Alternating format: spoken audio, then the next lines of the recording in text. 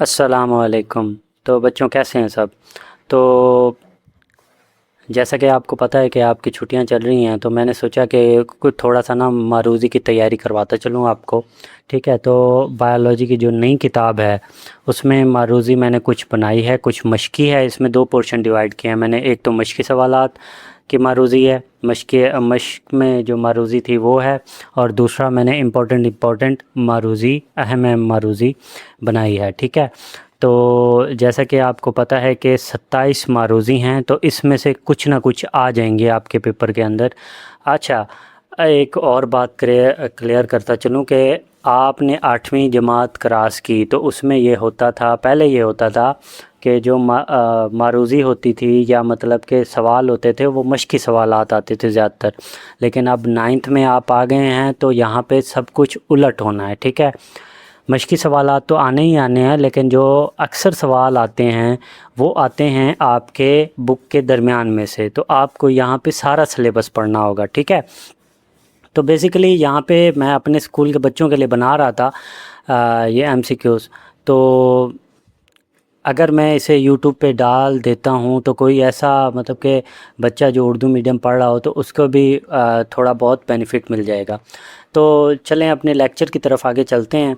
तो सबक नंबर 1 है बायोलॉजी का हमारा, द साइंस ऑफ बायोलॉजी। ठीक है, तो इसका पहला एमसीक्यूज़ मश्की सवाल लिखा हुआ है, मश्की सवाल। ठीक है, ये कौन सा है, मश्की सवाल है। आगे नीचे इसका दुरुस्त जवाब लिखा हुआ है और इसकी वजह लिखी हुई है। ठीक है, ताकि भी वजह भी आपको आनी चाहिए, कॉन्सेप्ट बैठ जाए आपके जहन में कि वजह ये हो सकती है, तो आपको इतना मतलब कि मुश्किल ना आए पेपर हल करने में, क्योंकि एक बड़ा पोर्शन होता है मारूज़ी का पेपर के अंदर। तो अगर वो आप ठीक तरह से अटैम्प्ट कर लेते हैं तो आपके शॉर्ट क्वेश्चन आप जितने भी करेंगे या लॉन्ग क्वेश्चन में जितनी कोताही होगी आपसे वो कवर हो जाएगी। ठीक है, इसमें अच्छा क्या कहता है कि दिल खून पंप करता है, मैदाना हज़म करता है और गुर्दे फुजला निकालते हैं। ये बयान कहाँ से आया है, मतलब कि अब इसको समझो थोड़ा सा। अब इसमें कहा गया है कि बायोलॉजी की वो कौन सी शाख है जो मुताला करती है दिल के खून पंप करने को, मैदा के खाना हज़म करने को और गुर्दे के फुजला निकालने को। कौन सी शाख है? अगर आपने बायोलॉजी की शाखों की तारीफ़ें पढ़ी होंगी तो आपको पता होना चाहिए कि फ़िज़ियोलॉजी जो ब्रांच है, शाख है बायोलॉजी की, वो इस चीज़ का मुताला करती है। ठीक है, हिस्टोलॉजी जो है वो टिश्यूज़ का मुताला करती है, मॉर्फोलॉजी वो शेप का, स्ट्रक्चर का, साख्त का मुताला करती है, और उसके अलावा जो एनाटॉमी है वो अंदरूनी साख जो है उसका मुताला करती है। अब दुरुस्त जवाब जो है वो फिज़ियोलॉजी है। ठीक है, वजह क्या है इसकी? रही है कि फ़िज़ियोलॉजी बायोलॉजी की वो शाख है जिसमें जिस्म के मुख्तलिफ़ हिस्सों और अज़ा के अफ़ाल का मुताला किया जाता है। ठीक है, तो हमारा क्या होना चाहिए? दुरुस्त जवाब फ़िज़ियोलॉजी ही है, इस पे निशान लगना चाहिए आपका लाजमी। अब दूसरा एमसीक्यूज़ जो है वो साइंटिफिक मेथड के पोर्शन में से आया है। अगर आपने साइंटिफिक मेथड के पोर्शन को अभी तक याद नहीं किया तो आप बराए मेहरबानी उसको याद कर लें। ठीक है, उसके जो स्टेप्स हैं उसको याद कर लें ताकि आपको ये एमसीक्यूज़ हल करने में, ज़्यादातर एमसीक्यूज़ हल करने में आसानी हो जाए। ठीक है, वो कहता है हाइपोथेसिस बनाने और टेस्ट करने के दरमियान कौन सा मरहला आता है, मतलब कि हाइपोथेसिस बनाने और उसका तजर्बा करने के दरमियान कौन सा मरहला आता है। तो अगर हम बुक की तरफ जाएँ, यहाँ पे अगर हम बुक की तरफ जाएं, ठीक है, ये नहीं, बुक की तरफ ऊपर, एक मिनट, हाँ ये रहा, साइंटिफिक मेथड की तरफ जाएं तो वो क्या कह रहा है कि हाइपोथेसिस ढूंढना है हमने, हाइपोथेसिस और तजर्बा करना ना, तजर्बा करने के दरमियान का कौन सा मतलब कि एक स्टेप आता है बीच में, कौन सा मरहला?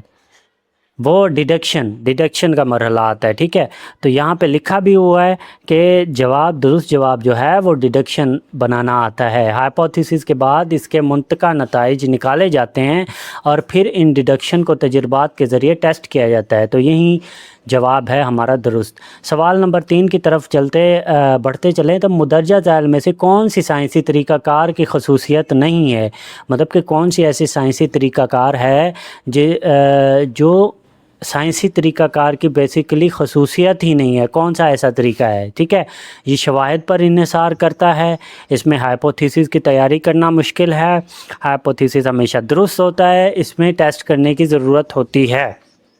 اچھا، ہائپوتھیسس ہمیشہ درست ہوتا ہے. ٹھیک ہے، تو یہ مجھے تھوڑا سا ڈاؤٹڈ لگا، کیونکہ ہائپوتھیسس ہوتا کیا ہے؟ بیسیکلی ہائپوتھیسس ایک سوچ ہوتی ہے. ٹھیک ہے، ہم نے کسی سائنٹیفک پرابلم کا مطالعہ کیا، اسے آبزرو کیا، تو ہم اس کا ہائپوتھیسس نکالتے ہیں کہ اگر پودے سوکھ رہے ہیں، ٹھیک ہے، تو اس میں زنک اور پوٹیشیم کی کمی ہے، یا آئرن اور پوٹیشیم کی کمی ہے. ٹھیک ہے، یا مطلب کہ کیا کہتے ہیں، جو ہے یہ سن لائٹ جو ہے اس کو ڈیمیج کر رہی ہے. اس کے بعد ہوتا کیا ہے؟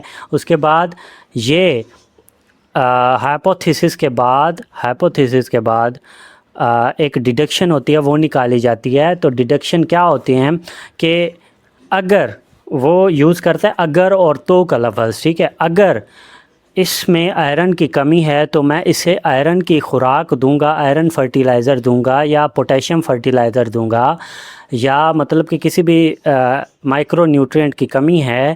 ٹھیک ہے، مائکرو نیوٹرینٹ کی کمی ہے تو میں اسے وہ مائکرو نیوٹرینٹ دوں گا تو وہ اس کی گروتھ صحیح ہوگی. ٹھیک ہے، اور اگر اس میں مطلب کہ سورج کی روشنی سے نقصان پہنچا رہی ہے تو میں اسے سورج کی روشنی سے بچاؤں گا تو اس کی گروتھ صحیح ہوگی. ٹھیک ہے، اب جو مین رزلٹ نکلا ہمارا کہ کچھ پودوں کو اس نے آئرن اور پوٹیشیم کی کھادیں دیں. ٹھیک ہے، اسے سورج کی روشنی سے نہیں بچایا، اور کچھ پودوں کو جو ہے اس نے سورج کی روشنی سے بچایا. اب جو آئرن اور پوٹیشیم کی کھادیں دی ہیں اس نے، وہ پودے سوکھ گئے، لیکن جو سورج کی روشنی سے بچایا، ٹھیک ہے، وہ پودے نہیں سوکھے. ٹھیک ہے، تو اس میں کا کیا مطلب ہوا کہ جو ہمارا پہلا ہائپوتھیسس تھا کہ اس میں آئرن اور پوٹیشیم کی کمی ہے، وہ ہمارا غلط ہو گیا. مطلب کہ ہائپوتھیسس ہمیشہ درست ہوتا ہے، یہ والا غلط ہے. ٹھیک ہے، اور جو سورج والا تھا وہ ہمارا صحیح ہو گیا. ٹھیک ہے، تو اس کا جواب یہ ہے کہ سائنسی طریقہ کار نہیں ہے، ہائپوتھیسس ہمیشہ درست ہوتا ہے. ٹھیک ہے، تو درست جواب اس کا ہے ہائپوتھیسس ہمیشہ درست ہوتا ہے. وجہ اس کی کیا بتائیے؟ ہائپوتھیسس ایک عارضی بیان ہوتا ہے جو تجربات کے بعد غلط بھی ثابت ہو سکتا ہے، اس کا ہمیشہ درست ہونا لازم نہیں ہے. اب کیا ہوا کہ وہ جو دو ہمارے ہائپوتھیسس تھے وہ تو غلط ثابت ہو گئے، ایک درست ثابت ہو گیا، مطلب کہ یہ غلط بھی ثابت ہو سکتا ہے. ٹھیک ہے، سوال نمبر 4 کی طرف مڑتے چلیں تو کہتا ہے کہ سائنسی طریقہ کار کے اقدام کا صحیح ترتیب کیا ہے. ٹھیک ہے، تو ہم یہاں پہ آتے ہیں تو کہتا ہے کہ سائنٹیفک میتھڈ کی ترتیب دیکھنی ہم نے. یہاں پہ مسئلے کی پہچان ہے، مشاہدہ ہے، مفروضہ ہے یعنی ہائپوتھیسس ہے، اس کے بعد ڈیڈکشن ہے، تجربات ہیں، نتائج ہیں. اب دیکھنا ہے ہم نے مسئلے کی پہچان اور مشاہدہ کن کن میں آ رہا ہے. ٹھیک ہے، مسئلے کی پہچان یہاں پہ اس نے شامل نہیں کیا ہوا، تو مشاہدہ جو ہے ہمیں 2 آپشنز میں مل رہا ہے، ایک الف اور ایک بے میں. تو جیم اور دال تو ویسے ہی ایکسکلوڈ ہو گئے اس میں. ٹھیک ہے، مشاہدہ.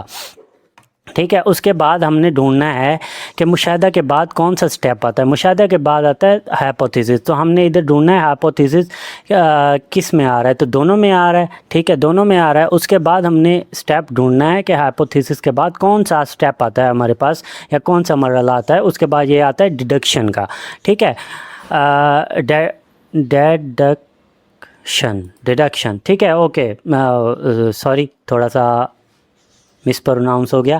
ٹھیک ہے، تو کیا ہے ڈیڈکشن ہم نے یہاں پہ ڈھونڈنا ہے. تو ڈیڈکشن ہمیں الف والے مفروضے پہ مطلب کہ آپشن میں ملا، تو الف والا جو ہے وہ ہمارا ٹھیک ہے. ٹھیک ہے، کیونکہ وہ سائنٹیفک میتھڈ کے سٹیپ بائی سٹیپ وہ چل رہا ہے، ایک درست لائن میں چل رہا ہے. تو درست جواب یہاں پہ ہے مشاہدات، ہائپوتھیسس، ڈیڈکشن، تجربات. وجہ کیا ہے؟ بائیولوجیکل میتھڈ کا صحیح تسلسل. ٹھیک ہے، پہلے مشاہدہ، پھر ہائپوتھیسس، پھر ڈیڈکشن، اور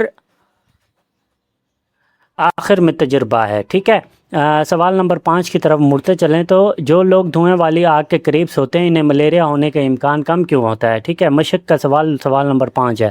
دھواں خون کا پلازموڈیم مارتا ہے، یہ تو بے تکی سی بات ہے.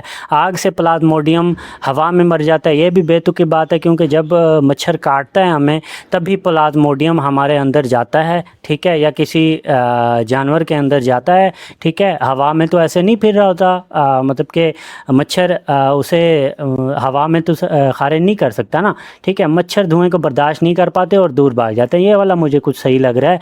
उसके बाद कहता है कि धुआं मच्छर में मौजूद प्लाज्मोडियम मारता है, ये भी बेतुकी सी बात है। तो ऑप्शन नंबर जीम जो है वो ठीक है। अब देखते हैं कि क्यों ठीक है भाई। धुआं मच्छर को दूर रखता है जिससे मच्छर के काटने का इम्कान ख़त्म हो जाता है और मलेरिया नहीं होता। अब बड़े बुज़ुर्ग जो हमारे होते थे वो आग में रात के टाइम नीम के पत्ते, ठीक है, नीम के पत्ते डाल के सोते थे, ठीक है, क्योंकि वो उससे जो धुआं होता था वो मच्छरों को दूर रखता था, ठीक है। तो यही वजह है। अच्छा, सवाल नंबर 6 की तरफ हम चलते हैं, एमसीक्यूज़ नंबर 6 की तरफ।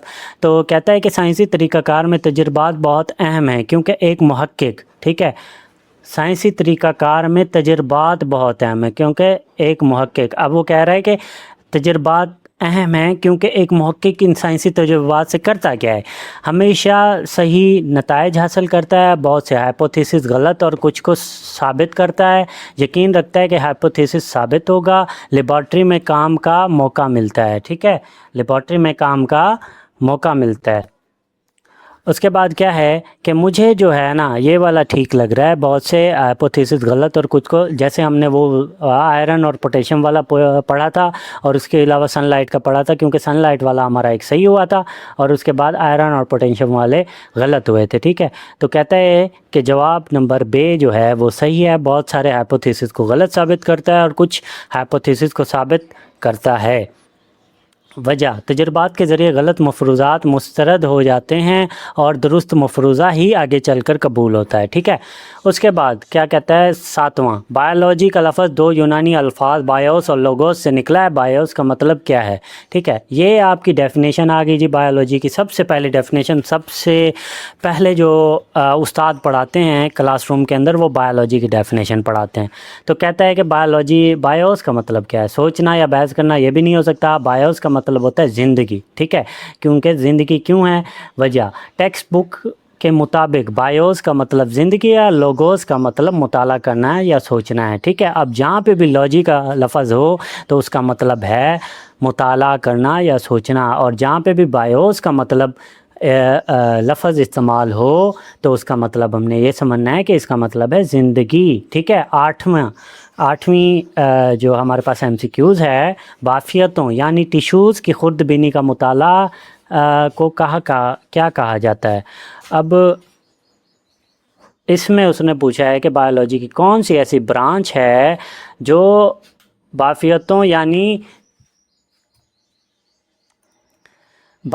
यानी टिश्यूज़ का मुताला करती है, ठीक है। इसको हम ऐसे भी ले सकते हैं साइटोलॉजी, ये हमने पढ़ा था कि क्या कहते हैं, ये तो सेल्स की मतलब के मुताला होता है, एनाटॉमी अंदरूनी स्ट्रक्चर का, एम्ब्रियोलॉजी जो मतलब के नया बनता है या नया जानदार बनता है उसका मुताला होता है, ठीक है। हिस्टोलॉजी जो है ना, हिस्ट, जहाँ पे हिस्ट आ जाए ना तो आपने आंखें बंद करके निशान लगा देना है कि ये टिश्यूज़ का मुताला है, समझ लेना है कि टिश्यूज़ का मुताला है। तो दुरुस्त जवाब क्या है कि हिस्टोलॉजी। वजह क्या है, टिश्यूज़ का माइक्रोस्कोपिक मुताला हिस्टोलॉजी कहलाता है, जबकि सेल्स का मुताला साइटोलॉजी कहलाता है। वही बात आ गई। अब सवाल नंबर 9 की तरफ चलते चलें। इंसान के जिस्म में तकरीबन कितने सेल्स मौजूद होते हैं। अगर आपने साइटोलॉजी, ठीक है, कि डेफिनेशन पढ़ी हो तो उसके साथ एक बॉक्स है, इसके साथ एक ब्लू बॉक्स या मतलब कि इस तरह का रंग का बॉक्स दिखाया जाता है, तो उसमें इंफॉर्मेशन होती है। तो उसमें जो था वो 30 खरब से ज़ायद हैं, ठीक है। दुरुस्त जवाब जो हमारे पास है वो जीम है, ठीक है। वजह क्या है, टेक्स्ट बुक में साइटोलॉजी के साइड बॉक्स के मुताबिक इंसानी जिस्म में 30 खरब से ज़्यादा सेल्स मौजूद होते हैं, ठीक है। अब 10वां क्या है, सबसे कदीम मालूम फॉजल एक साइनोबैक्टीरियम है, ये कितना पुराना है, ठीक है। अब साइनोबैक्टीरियम की बात हुई यहाँ पे, तो साइनोबैक्टीरियम क्या है इसको थोड़ा सा समझो। साइंसदानों के मुताबिक साइनोबैक्टीरियम जो है वो दुनिया का कदीम तरीन मतलब कि पाया जाने वाला ऑर्गेनिज़म है। क्यों उन्हें मतलब कि ये ख़याल आया कि कुछ साइनोबैक्टीरियम में क्लोरोफिल मौजूद होता है। तो साइंसदानों के मुताबिक जो है साइनोबैक्टीरियम जो है ना वो पौधों से ममासलत रखता है और जो है जानवरों से यानी माइक्रो ऑर्गेनिज़म से भी ममासलत रखता है, ठीक है। तो इसे हम साइनोबैक्टीरियम यानी एक कदीम آرگنزم کے طور پر دیکھتے ہیں۔ تو اس نے پوچھا یہ کتنا پرانا ہے، 1.5 ارب سال، 2.5 ارب سال، ٹھیک ہے، 3.5 ارب سال، 4.5 ارب سال۔ تو جواب اس کا کیا ہے؟ 3.5 ارب سال۔ وجہ کیا ہے؟ پہلے پلینٹولوجی کے ضمنی باکس والے سارے سائڈ باکس والے بنائے ہیں، ٹھیک ہے، تاکہ انفارمیشن مس نہ ہو جائے کوئی۔ مطابق سب سے پرانا فوزل سائنو بیکٹیریم کا ہے جو تقریباً 3.5 ارب سال پرانا ہے، ٹھیک ہے۔ پلینٹولوجی، اب یہاں پہ اس کی ڈیفینیشن بھی آگے پلینٹولوجی کیا مطلب ہے کہ جو پرانے فوزلز ہوتے ہیں، پرانے مطلب کہ قدیم جو فوزل ہوتے ہیں، ان کا مطالعہ جو ہے، باقیات کا مطالعہ جو ہے وہ پلینٹولوجی کہلاتا ہے، ٹھیک ہے۔ اب سوال نمبر 11 کی طرف آتے چلیں تو وہ کہتا ہے کہ جانداروں کو ان کے مماثلتوں اور اختلافات کی بنیاد پر گروہوں میں تقسیم کرنے والی شاخ کو کیا کہتے ہیں؟ تو ظاہری سی بات ہے ٹیکسونومی کہیں گے، کیونکہ جانداروں کے مماثلتوں اور اختلافات کی بنیاد پر گروہ جو بنتے ہیں وہ ٹیکسا کہلاتے ہیں، اور ان کے مطالعہ جو ہے وہ ٹیکسونومی کہلاتا ہے، ٹھیک ہے۔ درست جواب ٹیکسونومی، جانداروں کی کلاسیفیکیشن اور گروہ بندی کا مطالعہ ٹیکسونومی میں کیا جاتا ہے، ٹھیک ہے۔ بیماریوں، ان کے اسباب اور جسم پر ان کے اثرات کا مطالعہ بائیولوجی کی کس شاخ میں ہوتا ہے؟ ٹھیک ہے، امیونولوجی، پیتھولوجی، فارماکولوجی اور مائکرو بایولوجی، ٹھیک ہے۔ اب دیکھو بیمار مطلب کہ بیماری سے آ رہا ہے کہ جراثیم کوئی بیماری پھیلا آ رہا ہے، ٹھیک ہے، تو جراثیم کو ہم کہتے ہیں انگلش میں پیتھوجن، یا بایولوجی کی زبان میں ہم کہتے ہیں اسے پیتھوجن۔ تو اس کا مطالعہ کیا ہوا ہمارے پاس؟ پیتھولوجی ہوا، ٹھیک ہے۔ وجہ کیا بتائی ہوئی ہے؟ بیماریوں اور ان کے اسباب کے مطالعے کو پیتھولوجی کہتے ہیں، مثلا کینسر میں سیلز کی بے قابو تقسیم کا مطالعہ، ٹھیک ہے۔ اب کیا کہتے ہیں کہ سوال نمبر 13 میں MBBS ڈگری کی مدت کتنے سال ہوتی ہے؟ تو آپ کو نہیں پتہ ہوگا، لیکن پتہ ہونا چاہیے، کیونکہ ہر بچے کا یہی خواب ہوتا ہے 9ویں 10ویں کے اندر کہ میں نے ڈاکٹر ضرور بننا ہے، ٹھیک ہے۔ تو MBBS کی جو ڈگری کی مدت ہوتی ہے وہ 5 سال کی ہوتی ہے، ٹھیک ہے۔ اچھا، سوال نمبر 14 کی طرف بڑھتے چلیں تو وہ کیا کہتا ہے؟ پھل، سبزیاں، پھول اور آرائشی پودے اگانے سے متعلق شعبے کو کیا کہا جاتا ہے؟ ٹھیک ہے، زراعت کہتے ہیں نہیں، کیونکہ زراعت میں ہمیشہ جو ہے وہ اناج اگتا ہے، ٹھیک ہے۔ فوریسٹری کہتے ہیں نہیں، فارمنگ کہتے ہیں نہیں، اس کو کہتے ہیں ہارٹیکلچر اور باغبانی، ٹھیک ہے۔ ہارٹیکلچر اور باغبانی، یہاں پہ پھل بھی آ جاتے ہیں، سبزیاں بھی آ جاتے ہیں، پھول بھی آ جاتے ہیں، اور آرائشی پودے بھی آ جاتے ہیں، ہارٹیکلچر کہتے ہیں ہم اسے، ٹھیک ہے۔ وجہ کیا بتائی ہوئی ہے؟ ہارٹیکلچر باغبانی کا فن و سائنس ہے، ٹھیک ہے۔ ہارٹیکلچر باغبانی کا فن و سائنس ہے جس میں آرائشی پودے، پھل اور سبزیوں کی کاشت کی جاتی ہے، ٹھیک ہے۔ اب دیکھو سوال نمبر 15 کی طرف بڑھتے چلیں۔ کمپیوٹیشنل ٹولز کا استعمال کرتے ہوئے حیاتیاتی ڈیٹا کا تجربہ کرنے والا شعبے کا نام ہے؟ بایو میڈیکل انجینئرنگ نہیں، فرینزک سائنس یہ بھی نہیں، جینیٹک کاؤنسلنگ یہ بھی نہیں، بایو انفارمیٹکس، ٹھیک ہے۔ جہاں پہ انفارمیشن کا لفظ آئے نا، ٹھیک ہے، سمجھ لینا کہ کوئی کمپیوٹر سے ریلیٹڈ کوئی وہ ہے فیلڈ ہے، تو بایو انفارمیٹکس، ٹھیک ہے۔ نصابی جدول کے مطابق، یعنی بک کے مطابق، کمپیوٹر اور ڈیٹا سائنس کے ذریعے بایولوجیکل ڈیٹا کا تجربہ بایو انفارمیٹکس کہلاتا ہے، ٹھیک ہے۔ اب سوال نمبر 16 کی طرف بڑھتے چلیں۔ مدرجہ ذیل میں سے کون سی مشاہدات معیاری مشاہدات کے مقابلے میں زیادہ درست اور قابل پیمائش ہوتی ہیں؟ معیاری مشاہدات، ٹھیک ہے، مقداری مشاہدات، فرضی مشاہدات، بصری مشاہدات، ٹھیک ہے۔ معیاری، یہ دیکھو یہاں پہ پہلے اس نے بتایا ہوا کہ معیاری مشاہدات کے مقابلے، تو معیاری مشاہدات ختم ہو گیا۔ فرض، میں کہہ رہا ہوں کہ فرض کیا کہ یہ چیز ایسے ہو سکتی ہے، ٹھیک ہے، تو یہ میرا تو نہیں ہوگا۔ بصری مشاہدات، ٹھیک ہے، یہ بھی نہیں ہو سکتا۔ مقداری، اب میں مقدار کے حساب سے بتا رہا ہوں کہ یہ جو ہے اس مقدار کے مطابق یہ والی چیز جو ہے اس میں یہ فالٹ ہو سکتا ہے یا یہ خرابی ہو سکتی ہے، ٹھیک ہے۔ تو مقداری مشاہدات، جواب نمبر بے جو ہے وہ اس کا درست جواب ہوگا۔ وجہ کیا بتائیے؟ مقداری مشاہدات میں اعداد و شمار شامل ہوتے ہیں اور یہ ناقابل تغیر اور قابل پیمائش ہوتے ہیں، ٹھیک ہے۔ اس کے بعد سائنس جو ہے نا، سائنس ہمیشہ ہی سائنس ثبوت یا اعداد و شمار کے مطابق ثبوت کو اعداد و شمار کو مانتی ہے، ٹھیک ہے. فزیکل جو مطلب کہ اعداد و شمار کے مطابق ہو. ادھر ہم مطلب کہ کوئی ایسا پروف ہی نہیں کر سکتے کہ ہم نے فرض کیا یا اس طرح کیا، یہ سائنس اس کو نہیں مانتی. سائنس کہتی ہے کہ مجھے اعداد و شمار دکھاؤ گے تب بھی میں اس کو مانوں گی، نہیں تو نہیں مانوں گی، ٹھیک ہے. جذبات کو میں نہیں مانتی. سائنس کی ایک یہ بڑی خوبی ہے، ٹھیک ہے. ڈیڈکشنز عموماً کن الفاظ پر مبنی ہوتے ہیں؟ میں نے آپ کو بتایا تھا کہ ڈیڈکشن کن الفاظ پر مبنی ہوتے ہیں. جب ہائپوتھیسس آ گیا تو ڈیڈکشنز کرنے والا کہتا ہے کہ اگر تو، if اور then، اگر یہ والی چیز اس طرح ہے تو اس میں یہ فالٹ ہوگا، ٹھیک ہے. وجہ کیا بتایا؟ ڈیڈکشن ہائپوتھیسس کے منطقہ نتائج ہوتے ہیں جو ہمیشہ اگر اور تو کی صورت میں بنائے جاتے ہیں، ٹھیک ہے. سوال نمبر 18 کی طرف بڑھتے چلیں. تجربے کے دوران جس گروپ میں مطلوبہ عامل، ٹھیک ہے، فیکٹر فراہم نہیں کیا جاتا، اسے کیا کہتے ہیں؟ ٹھیک ہے. تجربہ کے مطابق، اب اس کو سمجھو. تجربے کے مطابق، تجربے کے دوران جس گروپ میں مطلوبہ عامل فراہم نہیں کیا جاتا. اب آپ کو پتہ ہے کہ ایک چیز جو ہے مطلب کہ ایک پودے کو آئرن کی ضرورت ہے، ٹھیک ہے. تو ایک جو تجربے گروپ ہوگا ہم اسے آئرن نہیں دیں گے، ٹھیک ہے. تو وہ ہمارا تجرباتی گروپ ہوگا کہ ہم آئرن نہیں دیں گے تو اس میں کیا کیا مطلب کہ چیزیں آ سکتی ہیں، سوکھ جاتا ہے یا کون سی بیماری لگ سکتی ہے اس کو یا اس طرح، ٹھیک ہے. تو یہ ہمارا تجرباتی گروپ ہوگا، ٹھیک ہے. کنٹرول گروپ نہیں ہوگا، ٹیسٹ گروپ بھی نہیں ہوگا، متبادل گروپ بھی نہیں ہوگا، تجرباتی. ہم ایک تجربہ کر رہے ہیں اس کے اوپر. کتاب کی مثال کے مطابق اگر کاربن ڈائی آکسائڈ کی ضرورت جانچنی ہو تو جس پودے کو CO2 نہیں دی جا رہی وہ تجرباتی گروپ ہے، اور جسے دی جاتی ہے وہ کنٹرول گروپ ہے، ٹھیک ہے.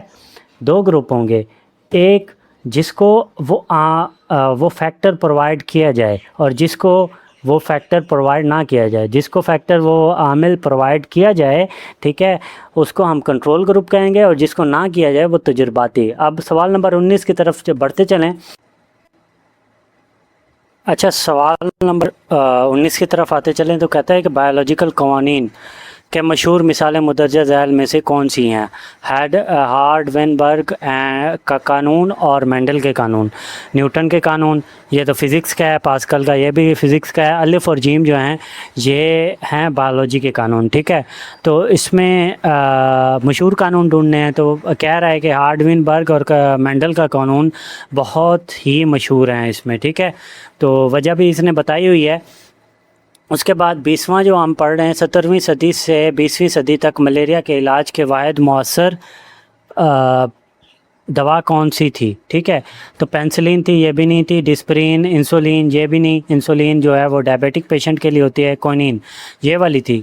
اب ہوتا کیا تھا 17ویں صدی میں کہ جو ایک درخت کی چھال تھی، کونا کونا درخت کی نا ایک چھال تھی، ٹھیک ہے، اس کو تیز بخار کے لیے دیا جاتا تھا میڈیسنل طور پہ.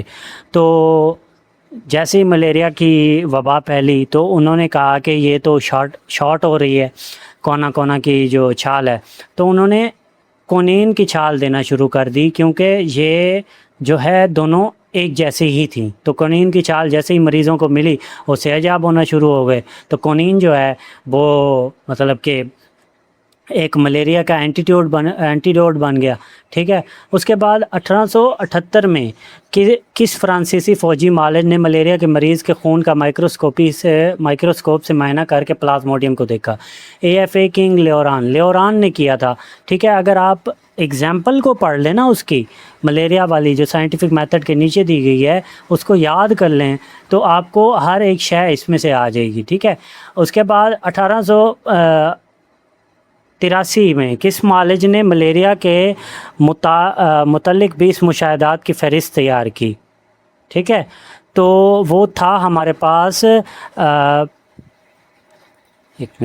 وہ ہمارے پاس تھا AFA کنگ. اس نے 20 مشاہدات دیے تھے، ٹھیک ہے.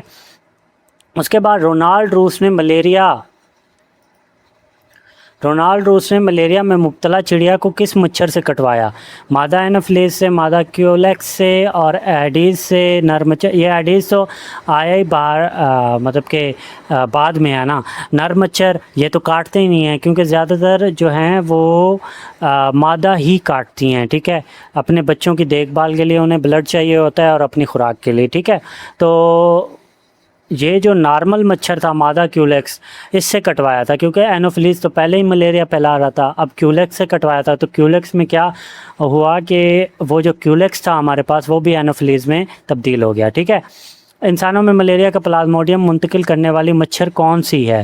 ٹھیک ہے، مادہ اینوفیلیز مچھر جو ہے وہ انسانوں میں ملیریا پھیلاتی ہے، ٹھیک ہے۔ ایڈیز مچھر کون سی بیماری منتقل کرتی ہے؟ ایڈیز جو ہے وہ ڈینگی بخار منتقل کرتی ہے، ٹھیک ہے۔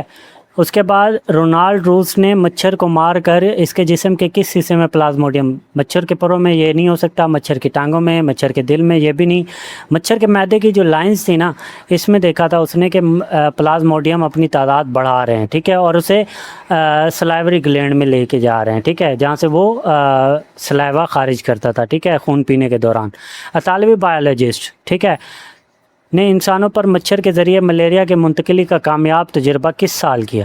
1878، 1883، 1898، 1905، ٹھیک ہے۔ 1898 میں انہوں نے یہ کیا تھا کہ سب سے پہلے انسان کو انہوں نے اینوفیلیز مچھر سے کٹوایا تھا، اور اپنے پہلے سائنٹیفک کویسچن کا آنسر مطلب کہ لیا تھا کہ مچھر جو ہیں وہ ملیریا پھیلانے کی اصل وجہ ہیں، ٹھیک ہے۔ تو آپ ان سب چیزوں کو یاد کر لیجئے گا، ان سب نوٹس کو یاد کر لیجئے گا، یہ آپ کے پیپر میں بہت ہی اہم سوالات ہیں، اور یہ ایک سبق کا خلاصہ ہے ایک قسم کا نا، یہ سمجھ لیں کہ یہ سبق کا بہت ہی اچھا سا خلاصہ ہے، ٹھیک ہے۔ اس کو یاد کر لیجئے گا۔ اس کے بعد آپ کو یہ اگر ویڈیو پسند آئی ہے تو لائک کر دیجئے گا، ٹھیک ہے، اور اس کے علاوہ جو ہے اس کو لازمی یاد کیجئے گا، ٹھیک ہے، اس محنت کیجئے گا 9th میں، کیونکہ اچھے نمبر آئیں گے تب ہی آپ 10th میں بیٹھ سکیں گے، نہیں تو نہیں، ٹھیک ہے۔ اس کے بعد مطلب کہ یہاں پہ بیسیکلی میں بتا دوں کہ سپلیاں لگنے کے چانسز بہت زیادہ ہوتے ہیں اگر آپ نان سیریس بیہیویئر رہا آپ کا، تو تب تک کے لیے اللہ